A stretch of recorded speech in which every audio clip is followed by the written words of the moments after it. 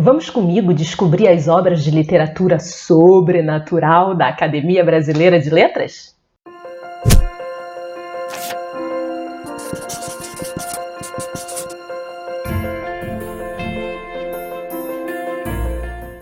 Bem-vindos! Eu sou Adriana Tourinho e esse é o programa Lugares na Literatura, que fala de livros bacanas e das suas ambientações.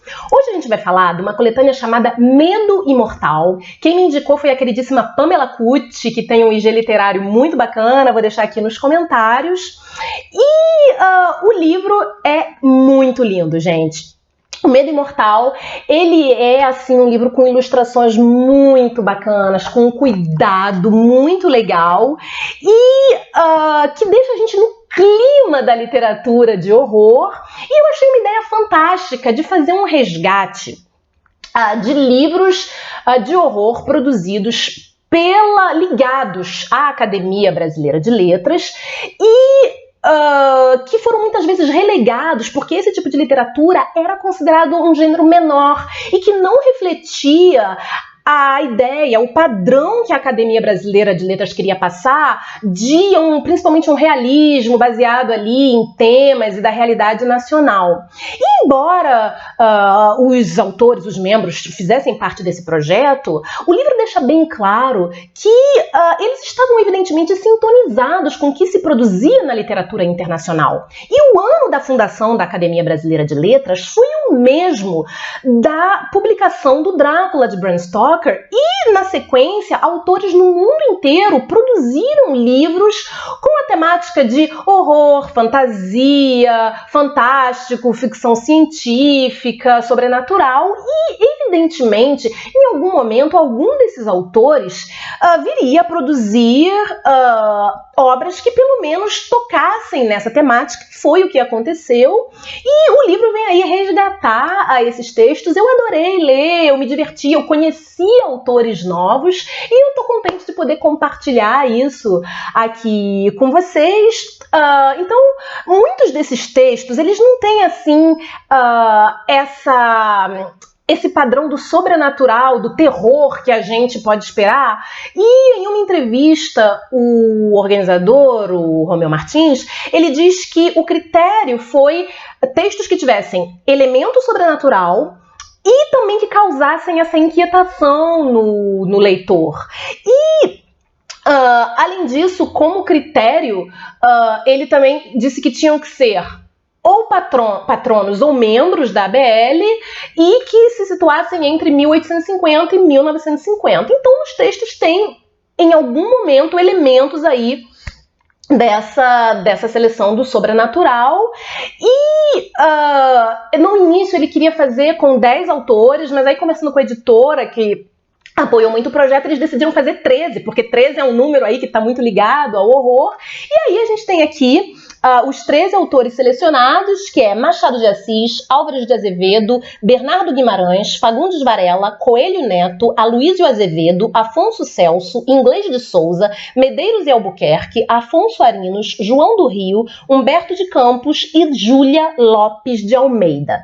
Essa última, gente, ela merece uma menção especial, porque ela foi uma pessoa que participou ativamente dos preparativos para a abertura da ABL, mas ela não foi membro porque ela era mulher, e nessa época a mulher não podia participar.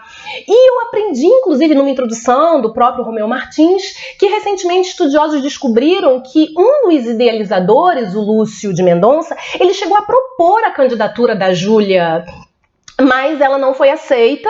E se na época isso não causou aí uma comoção, tanto que ela não foi realmente selecionada como membro, posteriormente a academia foi muito criticada porque eles demoraram muito tempo para abrir esse clube do Bolinha e admitir uma mulher. Foi só 80 anos depois que a Raquel de Queiroz entrou como a primeira mulher a fazer parte da Academia Brasileira de Letras. Então aqui a coletânea faz justiça aos textos da Júlia, que foram escolhidos não apenas pela qualidade literária, como pela pertinência na coletânea e também para fazer justiça aí a essa pessoa que deveria ter participado desde o início da ABL.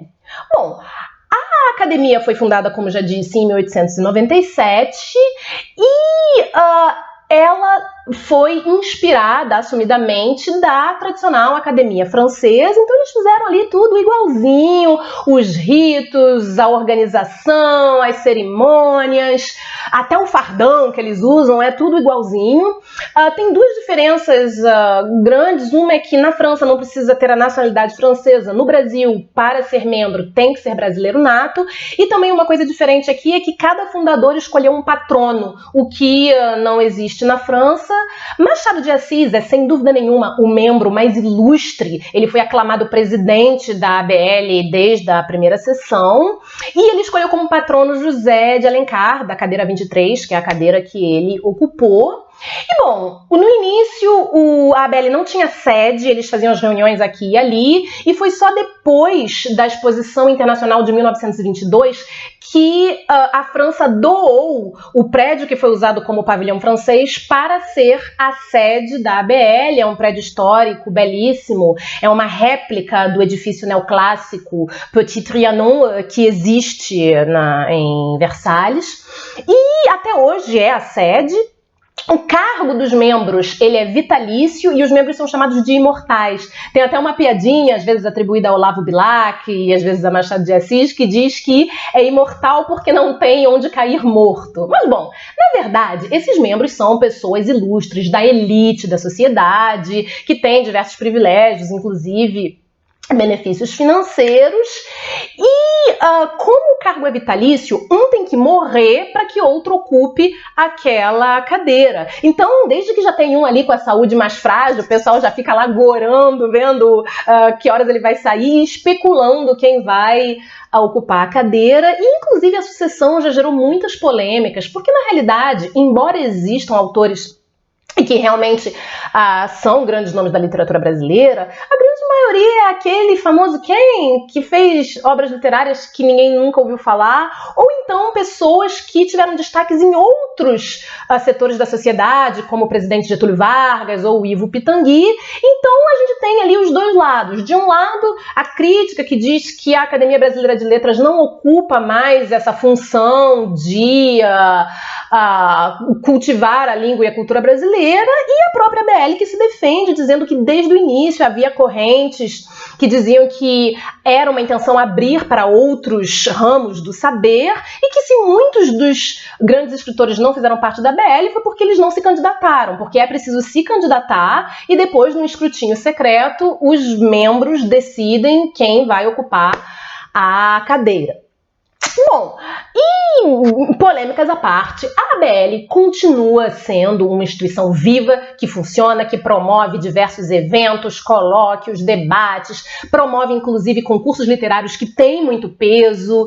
Eles também fizeram parte ali da discussão sobre o acordo ortográfico, tem uma biblioteca que é aberta ao público, e na realidade são dois prédios. Tem o prédio histórico, que é onde tem as cerimônias ali no Petit Trianon, e ao lado um prédio mais moderno, onde tem ali a biblioteca, os arquivos, com livros raros, importantes. Inclusive tem a biblioteca privada de Machado de Assis, que vale a pena ver, porque é uma tradição que muitos membros, quando morrem, deixam como legado para a academia a própria biblioteca. Então muitos cariocas e turistas ignoram, negligenciam essa instituição, esse prédio, que é muito legal, e nesse livro a gente consegue ali entrar no ambiente de pelo menos parte da literatura que era produzida na época da fundação. Se você gostou, se você vai conferir, põe aqui nos comentários, diga o que você achou. E se você não é inscrito ainda no canal, se inscreva, faça parte dessa comunidade, porque tá tão legal o que a gente está construindo. Eu recebo mensagens e a gente está trocando cultura, então se inscreva, faça parte dessa aventura com a gente. Então é isso aí, pessoal. Vejo vocês na próxima semana. Obrigada, tchau, tchau!